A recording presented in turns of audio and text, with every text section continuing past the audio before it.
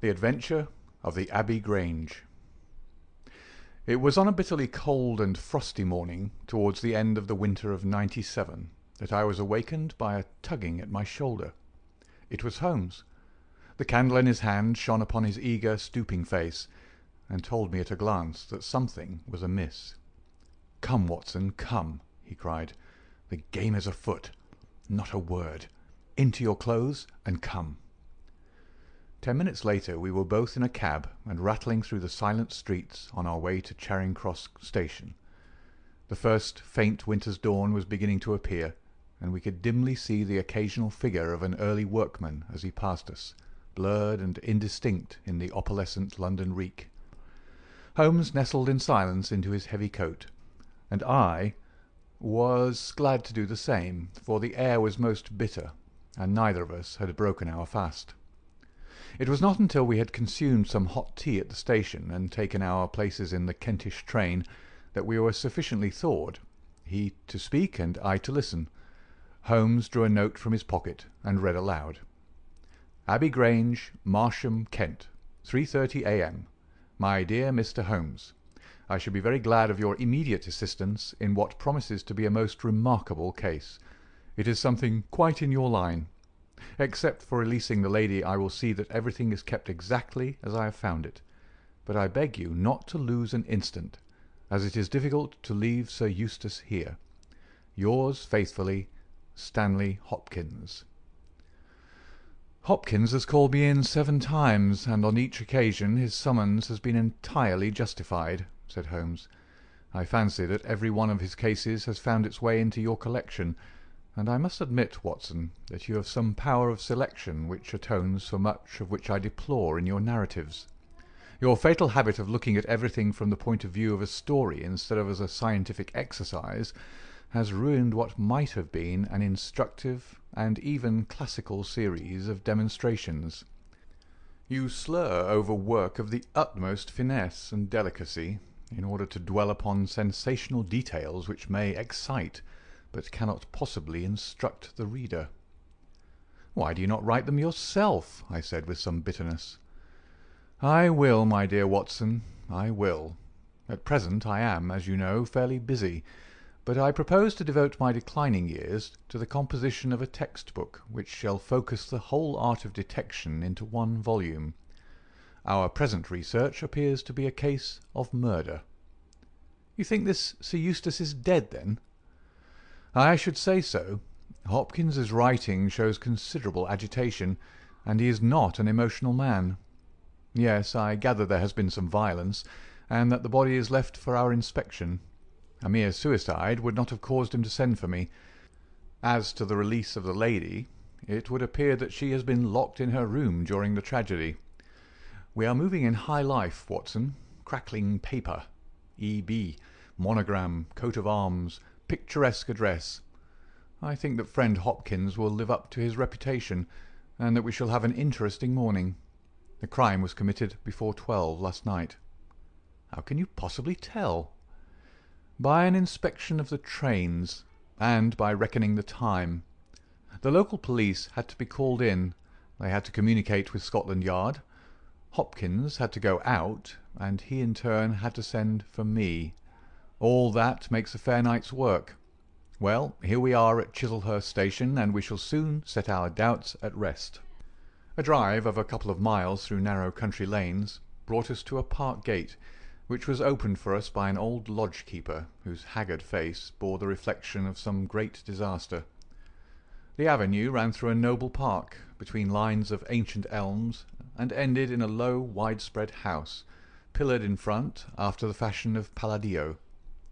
The central part was evidently of a great age, and shrouded in ivy, but the large windows showed that modern changes had been carried out, and one wing of the house appeared to be entirely new. The youthful figure and alert, eager face of Inspector Stanley Hopkins confronted us in the open doorway. "I'm very glad you've come, Mr. Holmes, and you too, Dr. Watson. But indeed, if I'd my time over again, I should not have troubled you, for since the lady's come to herself, she has given so clear an account of the affair that there's not much left for us to do. You remember that Lewisham gang of burglars?" "What, the 3 Randalls?" Exactly. The father and two sons. It's their work. I've no doubt of it. They did a job at Sydenham a fortnight ago, and were seen and described. Rather cool to do another so soon and so near. But it is they, beyond all doubt. It's a hanging matter this time. Sir Eustace is dead, then? Yes, his head was knocked in with his own poker. Sir Eustace Brackenstall, the driver tells me. Exactly. One of the richest men in Kent. Lady Brackenstall is in the morning room. Poor lady. She has had a most dreadful experience. She seemed half dead when I first saw her. I think you'd best see her and hear her account of the facts. Then we'll examine the dining room together. Lady Brackenstall was no ordinary person.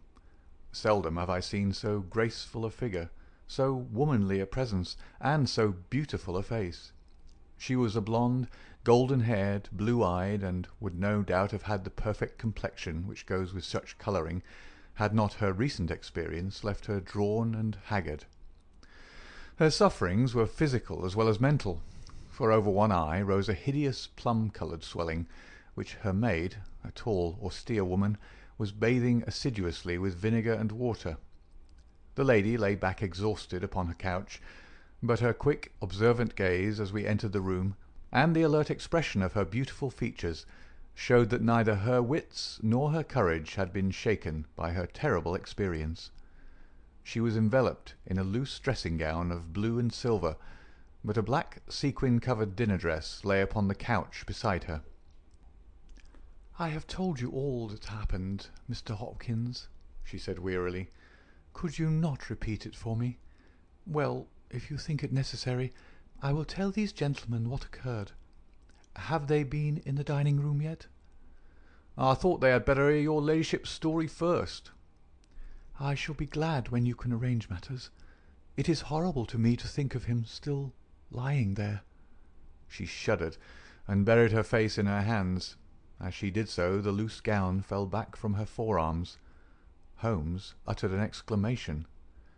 "You have other injuries, madam. What is this?" Two vivid red spots stood out on one of the white round limbs. She hastily covered it. "It is nothing. It has no connection with this hideous business tonight. If you and your friend will sit down, I will tell you all I can. I am the wife of Sir Eustace Brackenstall. I have been married about a year. I suppose that it is no use my attempting to conceal that our marriage has not been a happy one. I fear that all our neighbours would tell you that, even if I were to attempt to deny it. Perhaps the fault may be partly mine. I was brought up in the freer, less conventional atmosphere of South Australia, and this English life, with its proprieties and its primness, is not congenial to me. But the main reason lies in the one fact which is notorious to everyone, and that is that Sir Eustace was a confirmed drunkard. To be with such a man for an hour is unpleasant. Can you imagine what it means for a sensitive and high-spirited woman to be tied to him for day and night? It is a sacrilege, a crime, a villainy to hold that such a marriage is binding. I say that these monstrous laws of yours will bring a curse upon the land. God will not let such wickedness endure." For an instant she sat up, her cheeks flushed and her eyes blazing from under the terrible mark upon her brow. Then she strong, soothing hand of the austere maid drew her head down onto the cushion, and the wild anger died away into passionate sobbing. At last she continued, "I will tell you about last night. You are aware, perhaps, that in this house all the servants sleep in the modern wing. This central block is made up of the dwelling rooms, with the kitchen behind and our bedroom above. My maid, Teresa, sleeps above my room. There is no one else, and no sound could alarm those who are in the farther wing. This must have been well known to the robbers, or they would not have acted as they did. Sir Eustace retired about 10:30. The servants had already gone to their quarters. Only my maid was up, and she had remained in her room at the top of the house until I needed her services. I sat until after 11 in this room, absorbed in a book. Then I walked round to see that all was right before I went upstairs. It was my custom to do this myself, for, as I have explained, Sir Eustace was not always to be trusted. I went into the kitchen, the butler's pantry, the gun-room, the billiard-room, the drawing-room, and finally the dining-room. As I approached the window, which is covered with thick curtains, I suddenly felt the wind blow upon my face, and realized that it was open. I flung the curtain aside, and found myself face to face with a broad-shouldered elderly man who had just stepped into the room. The window is a long French one, which really forms a door leading to the lawn. I held my bedroom candle lit in my hand, and by its light, behind the first man, I saw two others who were in the act of entering. I stepped back, but the fellow was on me in an instant. He caught me first by the wrist and then by the throat. I opened my mouth to scream, but he struck me a savage blow with his fist over the eye and felled me to the ground.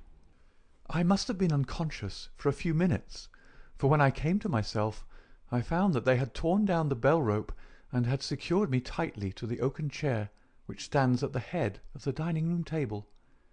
I was so firmly bound that I could not move, and a handkerchief round my mouth prevented me from uttering a sound. It was at this instant that my unfortunate husband entered the room. He had evidently heard some suspicious sounds, and he came prepared for such a scene as he found. He was dressed in nightshirt and trousers, with his favourite blackthorn cudgel in his hand. He rushed at the burglars, but another, it was an elderly man, stooped, picked the poker out of the grate, and struck him a horrible blow as he passed. He fell with a groan, and never moved again. I fainted once more, but again it could only have been for a very few minutes, during which I was insensible. When I opened my eyes, I found that they had collected the silver from the sideboard, and they had drawn a bottle of wine which stood there. Each of them had a glass in his hand. I have already told you, have I not, that one was elderly, with a beard, and the others young, hairless lads. They might have been a father with his two sons. They talked together in whispers. Then they came over and made sure that I was securely bound. Finally they withdrew, closing the window after them. It was quite a quarter of an hour before I got my mouth free. When I did so, my screams brought the maid to my assistance. The other servants were soon alarmed, and we sent for the local police, who instantly communicated with London. That is really all that I can tell you, gentlemen, and I trust that it will not be necessary for me to go over so painful a story again. "Any questions, Mr. Holmes?" asked Hopkins. "I will not impose any further tax upon Lady Brackenstall's patience and time," said Holmes. "Before I go into the dining-room, I should like to hear your experience." He looked at the maid. "I saw the man before ever they came into the house," said she. "As I sat by my bedroom window, I saw 3 men in the moonlight down by the lodge gate yonder, but I thought nothing of it at the time. It was more than an hour after that I heard my mistress scream, and down I ran to find her, poor lamb, just as she says, and him on the floor with his blood and brains over the room. It was enough to drive a woman out of her wits, tied there, and her very dress spotted with him. But she never wanted courage, did Miss Mary Fraser of Adelaide, and Lady Brackenstall of Abbey Grange hasn't learned new ways. You've questioned her long enough, you gentlemen, and now she's coming to her own room, just with her old Teresa, to get the rest that she badly needs."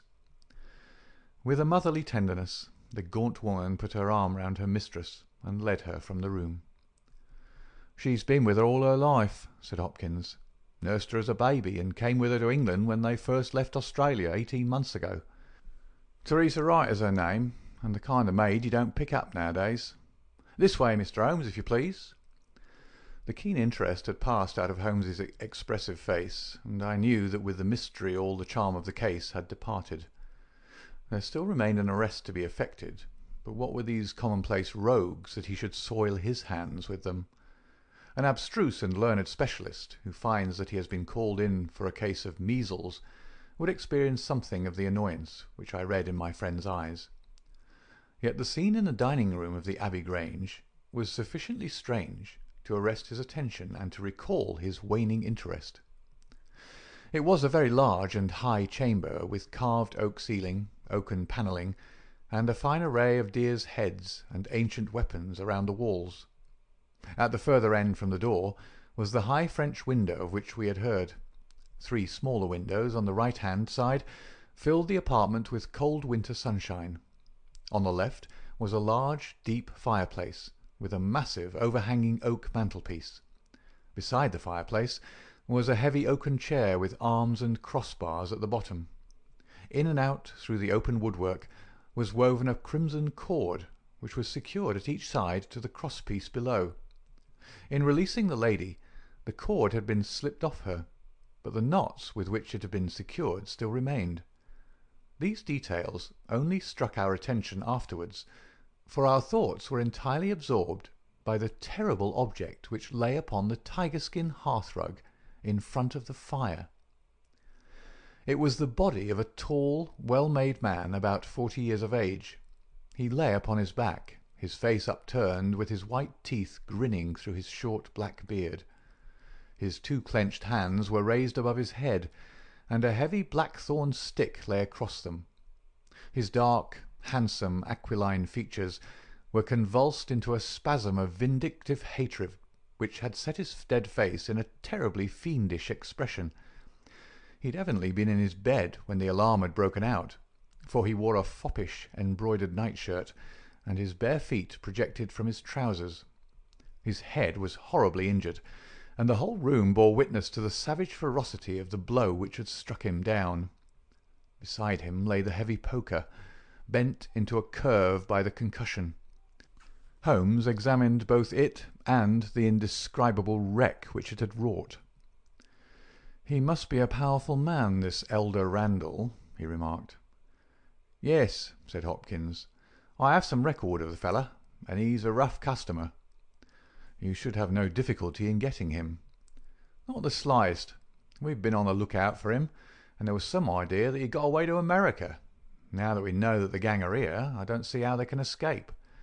We have the news at every seaport already, and a reward will be offered before evening.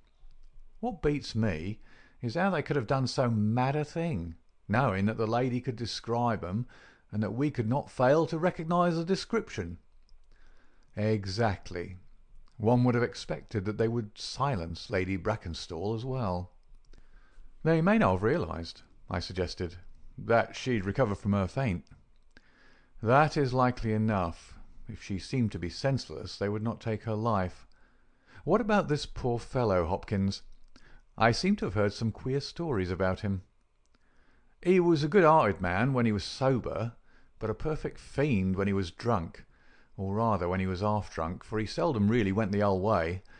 The devil seemed to be in him at such times, and he was capable of anything. From what I hear, in spite of all his wealth and his title, he very nearly came our way once or twice.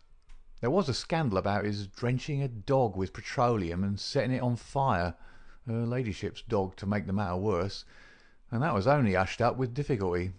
Then he threw a decanter at the maid, Teresa Wright. There was trouble about that. On the whole, and between ourselves, it would be a brighter house without him. What are you looking at now?" Holmes was down on his knees, examining with great attention the knots upon the red cord with which the lady had been secured. Then he carefully scrutinized the broken and frayed end where it had snapped off when the burglar had dragged it down. "When this was pulled down, the bell in the kitchen must have rung loudly," he remarked. "No one could hear it. The kitchen stands right at the back of the house." "How did the burglar know no one would hear it? How dared he pull at a bell-rope in that reckless fashion?" "Exactly, Mr. Holmes, exactly. You put the very question which I've asked myself again and again. There can be no doubt that this fellow must have known the house and its habits. He must have perfectly understood that the servants would all be in bed at that comparatively early hour, and that no one could possibly hear a bell ring in the kitchen. Therefore, he must have been in close league with one of the servants. Surely that is evident. But there are 8 servants, and all of them good character." "Other things being equal," said Holmes, "one would expect the one at whose head the master threw a decanter, and yet that would involve treachery towards the mistress to whom the woman seems devoted. Well, well, The point is a minor one, and when you have Randall you will probably find no difficulty in securing his accomplice. The lady's story certainly seems to be corroborated, if it needed corroboration, by every detail which we see before us." He walked to the French window and threw it open. "There are no signs here, but the ground is iron hard, and one would not expect them. I see that these candles in the mantelpiece have been lighted." "Yes, it was by their light and that of the lady's bedroom candle that the burglars saw their way about." "And what did they take?" "Well, they didn't take much, only half a dozen articles of plate off the sideboard. Lady Brackenstall thinks that they were themselves so disturbed by the death of Sir Eustace that they didn't ransack the house as they would otherwise have done." "No doubt that is true, and yet they drank some wine, I understand." "To steady their nerves." "Exactly. These 3 glasses upon the sideboard have been untouched, I suppose?" "Yes, and the bottle stands as they left it." "Let us look at it. Hello, hello, what is this?" The 3 glasses were grouped together, all of them tinged with wine, and one of them containing some dregs of beeswing. The bottle stood near them, 2/3 full, and beside it lay a long, deeply stained cork. Its appearance and the dust upon the bottle showed that it was no common vintage which the murderers had enjoyed. A change had come over Holmes's manner. He had lost his listless expression, and again I saw an alert light of interest in his keen, deep-set eyes. He raised the cork and examined it minutely. "How did they draw it?" he asked. Hopkins pointed to a half-opened drawer. In it lay some table linen and a large corkscrew. "Did Lady Brackenstall say that screw was used?" "No. You remember that she was senseless at the moment when the bottle was opened?" "Quite so. As a matter of fact, that screw was not used. This bottle was opened by a pocket screw, probably contained in a knife and not more than 1.5 inches long. If you'll examine the top of the cork, you will observe that the screw was driven in 3 times before the cork was extracted. It has never been transfixed. This long screw would have transfixed it and drawn it up with a single pull. When you catch this fellow, you will find that he has one of these multiplex knives in his possession." "Excellent," said Hopkins. "But these glasses do puzzle me, I confess. Lady Brackenstall actually saw the 3 men drinking, did she not?" "Yes, she was clear about that." "Then there is an end of it. What more is to be said? And yet you must admit that the 3 glasses are very remarkable, Hopkins." "What? You see nothing remarkable?" "Well, well, let it pass. Perhaps when a man has special knowledge and special powers like my own, it rather encourages him to seek a complex explanation when a simpler one is at hand. Of course, it must be a mere chance about the glasses. Well, good morning, Hopkins. I don't see that I can be of any use to you, and you appear to have your case very clear. You'll let me know when Randall is arrested, and any further developments which may occur. I trust that I shall soon have to congratulate you upon a successful conclusion. Come, Watson, I fancy that we may employ ourselves more profitably at home." During our return journey, I could see by Holmes's face that he was much puzzled by something which he had observed. Every now and then, by an effort, he would throw off the impression and talk as if the matter were clear, but then his doubts would settle down upon him again, and his knitted brows and abstracted eyes would show that his thoughts had gone back once more to the great dining-room of the Abbey Grange, in which this midnight tragedy had been enacted. At last, by a sudden impulse, just as our train was crawling out of a suburban station, he sprang onto the platform and pulled me out after him. "Excuse me, my dear fellow," said he, as we watched the rear carriages of our train disappearing round a curve. "I am sorry to make you the victim of what may seem a mere whim, but on my life, Watson, I simply can't leave that case in this condition. Every instinct that I possess cries out against it. It's wrong. It's all wrong. I'll swear that it's wrong. And yet the lady's story was complete. The maid's corroboration was sufficient. The detail was fairly exact. What have I to put up against that? 3 wine-glasses. That is all. But if I had not taken things for granted, if I had examined everything with the case with which I should have shown had we approached the case de novo, and had no cut-and-dried story to warp my mind, should I not then have found something more definite to go upon? Of course I should. Sit down on this bench, Watson, until a train for Chislehurst arrives, and allow me to lay the evidence before you, imploring you in the first instance to dismiss from your mind the idea that anything which the maid or her mistress may have said must necessarily be true. The lady's charming personality must not be permitted to warp our judgment.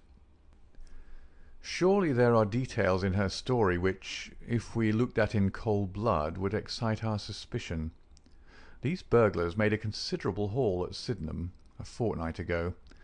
Some account of them and of their appearance was in the papers, and would naturally occur to anyone who wished to invent a story in which imaginary robbers should play a part. As a matter of fact, burglars who have done a good stroke of business are, as a rule, only too glad to enjoy the proceeds in peace and quiet, without embarking on another perilous undertaking. Again, it is unusual for burglars to operate at so early an hour. It is unusual for burglars to strike a lady to prevent her screaming, since one would imagine that was the sure way to make her scream. It is unusual for them to commit murder when their numbers are sufficient to overpower one man. It is unusual for them to be content with a limited plunder when there was much more within their reach. And finally, I should say that it was very unusual for such men to leave a bottle half empty. How do all these unusuals strike you, Watson? Their cumulative effect is certainly considerable, and yet each of them is quite possible in itself. The most unusual thing of all, as it seems to me, is that the lady should be tied to the chair. Well, I am not so clear about that, Watson, for it is evident that they must either kill her or else secure her in such a way that she could not give immediate notice of their escape. But at any rate I have shown, have I not, that there is a certain element of improbability about the lady's story. And now, on the top of this, comes the incident of the wine-glasses. What about the wine-glasses? Can you see them in your mind's eye? I see them clearly. We are told that 3 men drank from them. Does that strike you as likely? Why not? There was wine in each glass. Exactly. But there was beeswing only in 1 glass. You must have noticed that fact. What does that suggest to your mind? The last glass filled will be most likely to contain beeswing? Not at all.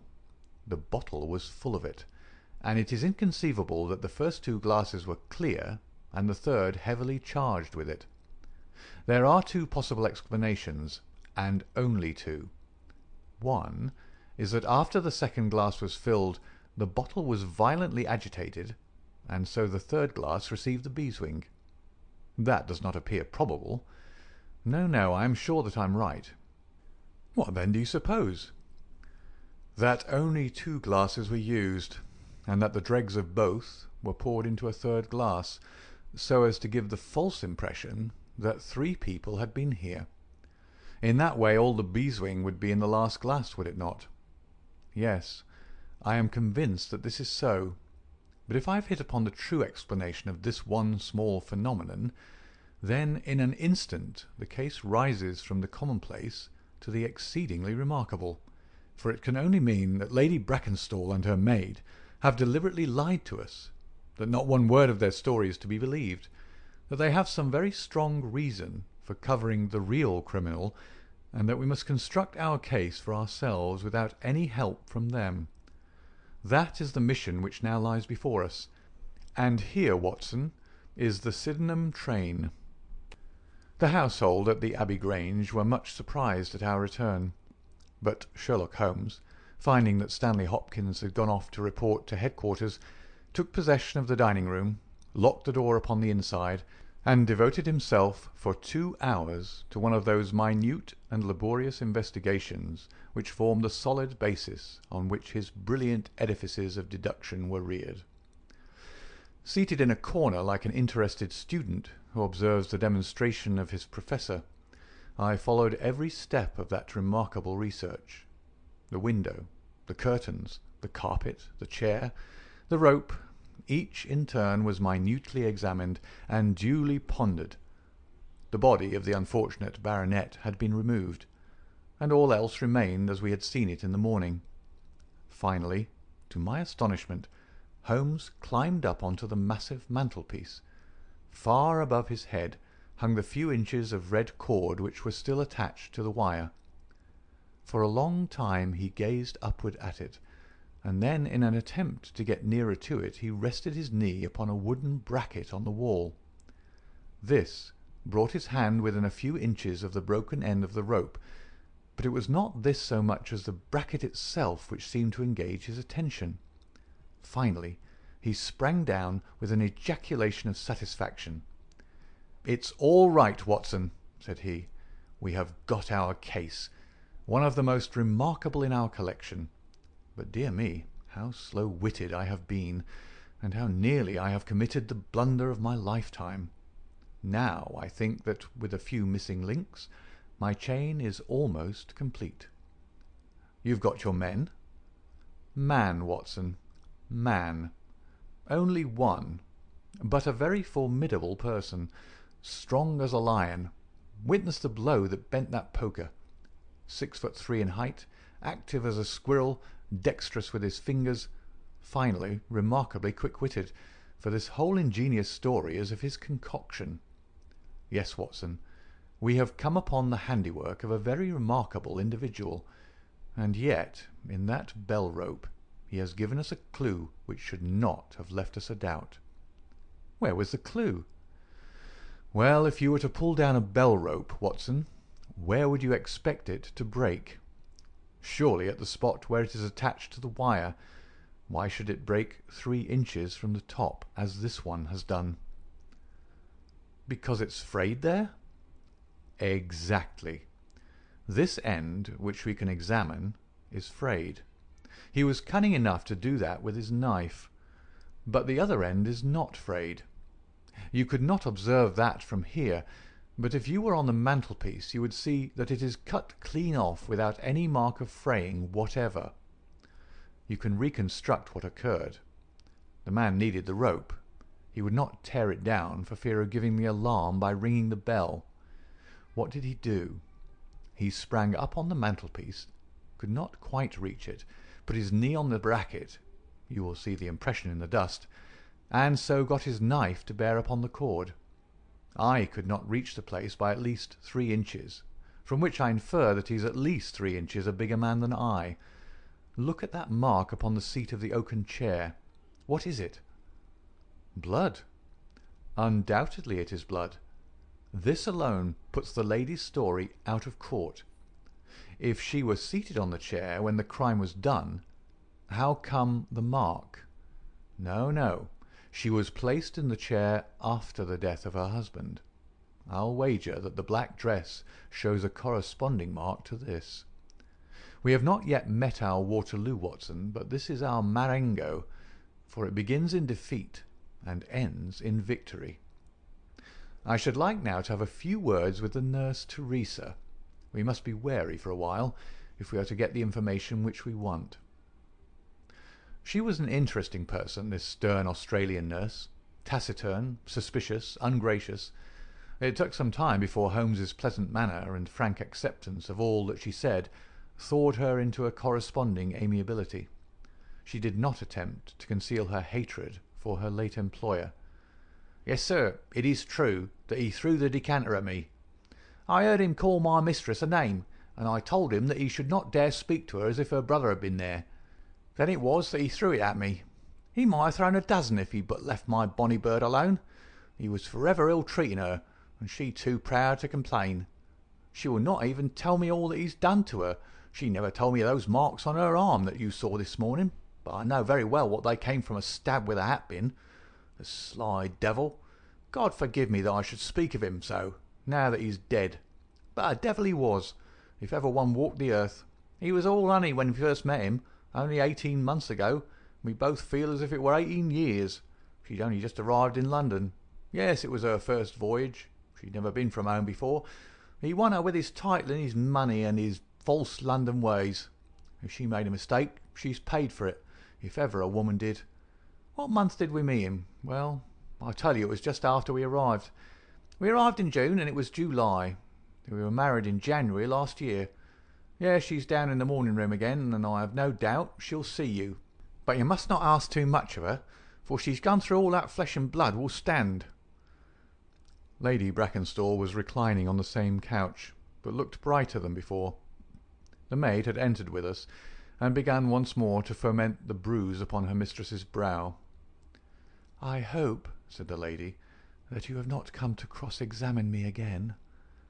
"No," Holmes answered in his gentlest voice. "I will not cause you any unnecessary trouble, Lady Brackenstall, and my whole desire is to make things easy for you, for I am convinced that you are a much-tried woman. If you will treat me as a friend and trust me, you may find that I will justify your trust." "What do you want me to do?" "To tell me the truth." "Mr. Holmes." "No, no, Lady Brackenstall. It is no use. You may have heard of any little reputation which I possess. I will stake it all on the fact that your story is an absolute fabrication." Mistress and maid were both staring at Holmes with pale faces and frightened eyes. "You are an impudent fellow," cried Teresa. "Do you mean to say that my mistress has told a lie?"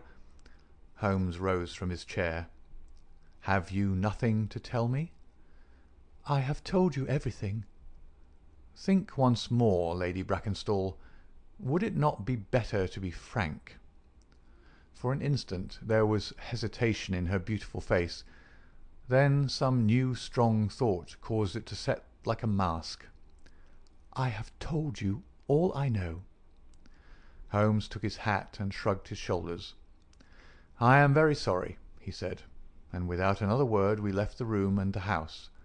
There was a pond in the park, and to this my friend led the way. It was frozen over, but a single hole was left for the convenience of a solitary swan. Holmes gazed at it, and then passed on to the lodge gate. There he scribbled a short note for Stanley Hopkins, and left it with the lodge keeper.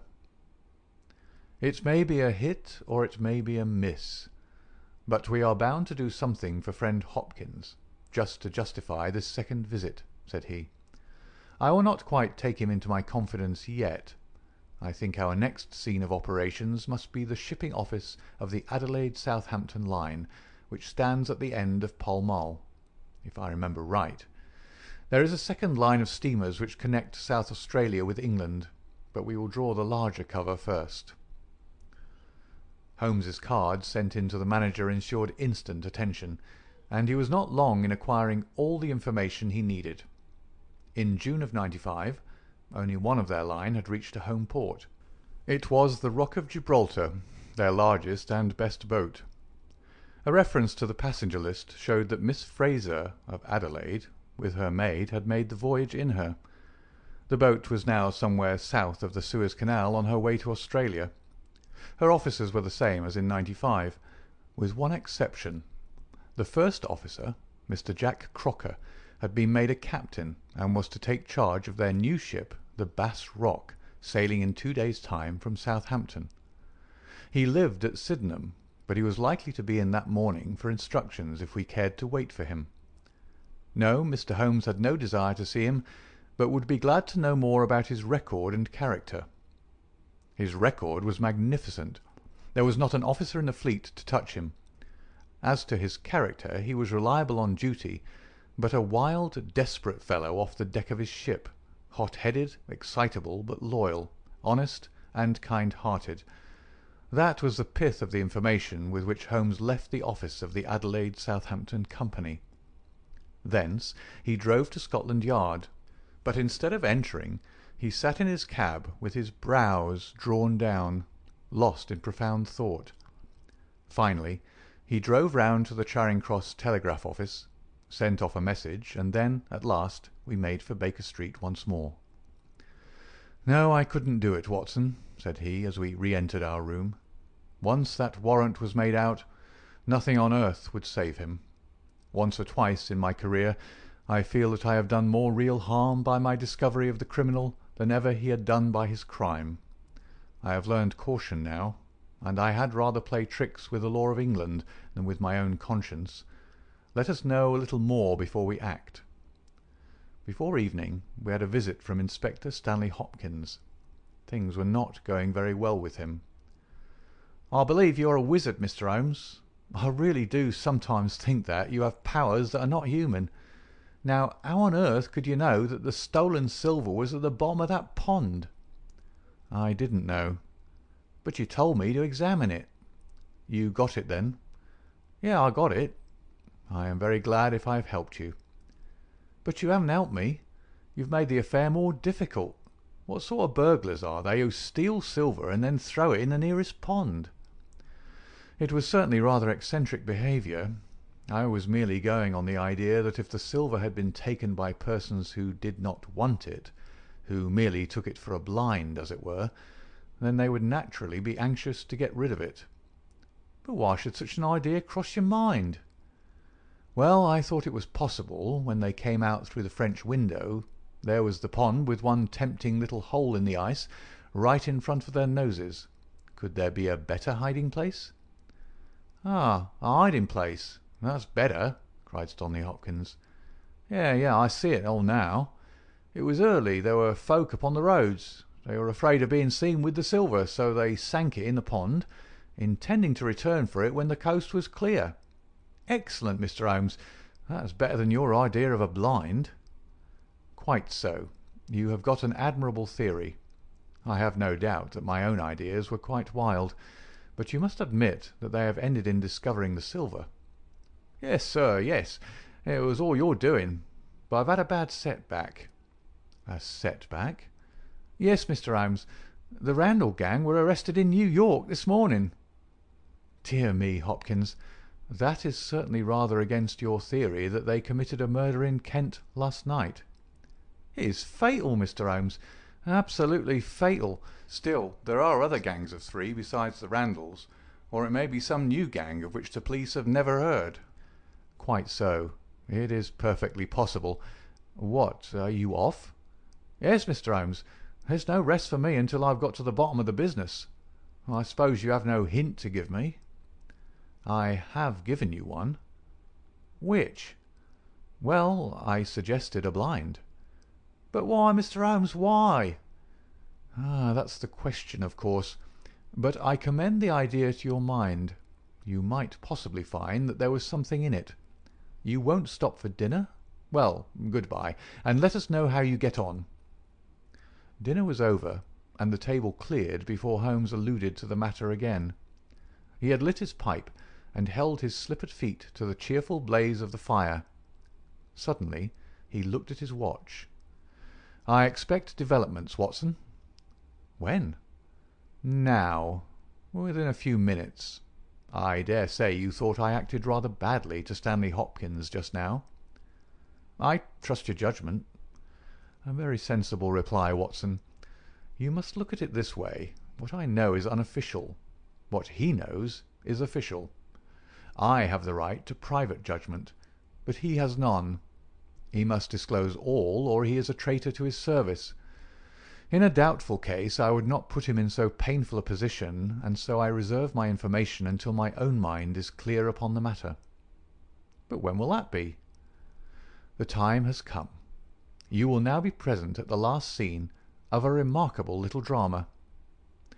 There was a sound upon the stairs, and our door was opened to admit as fine a specimen of manhood as ever passed through it. He was a very tall young man, golden moustached, blue-eyed, with a skin which had been burned by tropical suns, and a springy step which showed that the huge frame was as active as it was strong. He closed the door behind him, and then he stood with clenched hands and heaving breast, choking down some overmastering emotion. "Sit down, Captain Crocker. You got my telegram?" "I got your telegram, and I came at the hour you said. I heard you had been down to the office. There's no getting away from you. Let's hear the worst. What are you going to do with me? Arrest me? Speak out, man. You can't sit there and play with me like a cat with a mouse." "Give him a cigar," said Holmes. "Bite on that, Captain Crocker, and don't let your nerves run away with you. I should not sit here smoking with you if I thought that you were a common criminal. You may be sure of that. Be frank with me, and we may do some good. Play tricks with me, and I'll crush you. What do you wish me to do?" "To give me a true account of all that happened at the Abbey Grange last night. A true account, mind you, with nothing added and nothing taken off. I know so much already that if you go 1 inch off the straight, I'll blow this police whistle from my window, and the affair goes out of my hands for ever." The sailor thought for a little. Then he struck his leg with his great sunburned hand. "I'll chance it," he cried. "I'll believe you, are a man of your word and a white man, and I'll tell you the whole story. But one thing I will say first. As far as I'm concerned, I regret nothing, and I fear nothing, and I'd do it all again and be proud of the job. Damn the beast, if he had as many lives as a cat, he'd owe them all to me. But it's the lady Mary Fraser, for never will I call her by that accursed name, when I think of getting her into trouble. I would give my life just to bring one smile to her dear face. It's that turns my soul into water, and yet, what less could I do? I'll tell you my story, gentlemen, and then I'll ask you, as man to man, what less could I do? I must go back a bit. You seem to know everything, so I expect that you know that I met her when she was a passenger and I was first officer of the Rock of Gibraltar. From the first day I met her, she was the only woman to me. Every day of that voyage I loved her more, and many a time since have I keeled down in the darkness of the night watch and kissed the deck of that ship because I knew her dear feet had trod on it. She was never engaged to me. She treated me as fairly as ever a woman treated a man. I've no complaint to make. It was all love on my side and all good comradeship and the friendship on hers. When we parted she was a free woman, but I could never again be a free man. Next time I came back from sea I heard of her marriage. Well, why shouldn't she marry whom she liked? Title and money, who could carry them better than she? She was born for all that is beautiful and dainty. I didn't grieve over her marriage. I was not such a selfish hound as that. I just rejoiced that good luck had come her way and that she had not thrown herself away on a penniless sailor. That's how I loved Mary Fraser. Well, I never thought to see her again, but last voyage I was promoted, and the new boat was yet launched, so I had to wait for a couple of months with my people at Sydenham. One day out in a country lane I met Teresa Wright, her old maid. She told me all about her, all about him, about everything. I tell you, gentlemen, it nearly drove me mad. This drunken hound, that he should dare to raise his hand to her, whose boots he was not worthy to lick. I met Teresa again. Then I met Mary herself, and met her again. Then she would meet me no more, but the other day I had a notice that I was to start on my voyage within a week, and I determined that I would see her once before I left. Teresa was always my friend, for she loved Mary and hated this villain almost as much as I did. From her I learned the ways of the house. Mary used to sit up reading in her own little room downstairs. I crept round there last night and scratched at the window. At first she would not open to me, but in her heart I know that now she loves me, and she could not leave me in the frosty night. She whispered to me to come round to the big front window, and I found it open before me, so as to let me into the dining room. Again I heard from her own lips things that made my blood boil, and again I cursed this brute who mishandled the woman I loved. Well, gentlemen, I was standing with her just inside the window, in all innocence, as God is my judge, when he rushed like a madman into the room, called her the vilest name that a man could use to a woman, and welted her across the face with the stick he had in his hand. I had sprung for the poker, and it was a fair fight between us. See here on my arm, where his first blow fell. Then it was my turn, and I went through him as if he'd been a rotten pumpkin. Do you think I was sorry? Not I. It was his life or mine, but far more than that, it was his life or hers, For how could I leave her in the power of this madman? That was how I killed him. Was I wrong? Well then, what would either of you gentlemen have done if you had been in my position? She had screamed when he struck her, and that brought old Teresa down from the room above. There was a bottle of wine on the sideboard, and I opened it and poured a little between Mary's lips, for she was half dead with shock. Then I took a drop myself. Teresa was as cool as ice, and it was her plot as much as mine. We must make it appear that burglars had done the thing. Teresa kept on repeating our story to her mistress, while I swarmed up and cut the rope of the bell. Then I lashed her in a chair and frayed out the end of the rope to make it look natural, else they would wonder how in the world a burglar could have got there to cut it. Then I gathered up a few plates and pots of silver to carry out the idea of the robbery, and there I left them, with orders to give the alarm when I had a quarter of an hour's start. I dropped the silver into the pond and made off for Sydenham, feeling that for once in my life I had done a real good night's work. And that's the truth, and the old truth, Mr. Holmes, if it cost me my neck." Holmes smoked for some time in silence, and he crossed the room and shook our visitor by the hand. "That's what I think," said he.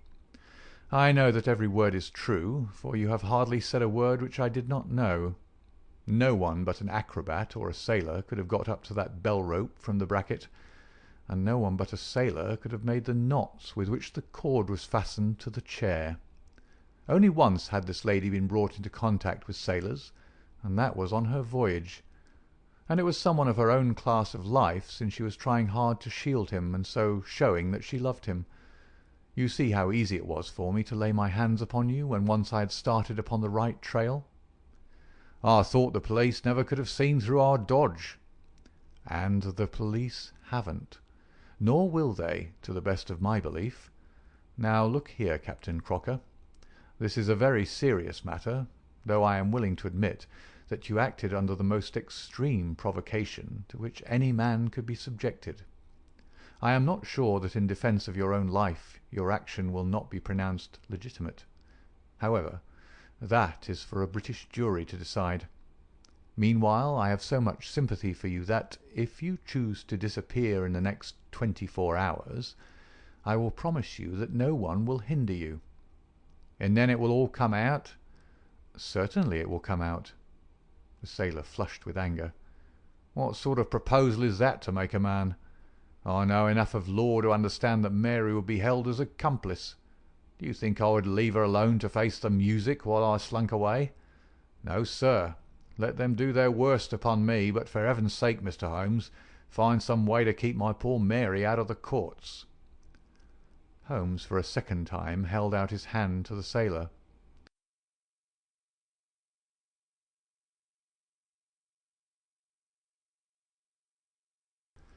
"I was only testing you, and you ring true every time. Well, it is a great responsibility that I take upon myself, but I have given Hopkins an excellent hint, and if he can't avail himself of it I can do no more. See here, Captain Crocker, we'll do this in due form of law. You are the prisoner. Watson, you are a British jury, and I never met a man who was more eminently fitted to represent one. I am the judge. Now, gentlemen of the jury, you have heard the evidence. Do you find the prisoner guilty or not guilty?" "Not guilty, my lord," said I. "Vox populi, vox Dei. You are acquitted, Captain Crocker. So long as the law does not find some other victim, you are safe from me. Come back to this lady in a year, and may her future and yours justify us in the judgment which we have pronounced this night." End of the adventure of the Abbey Grange.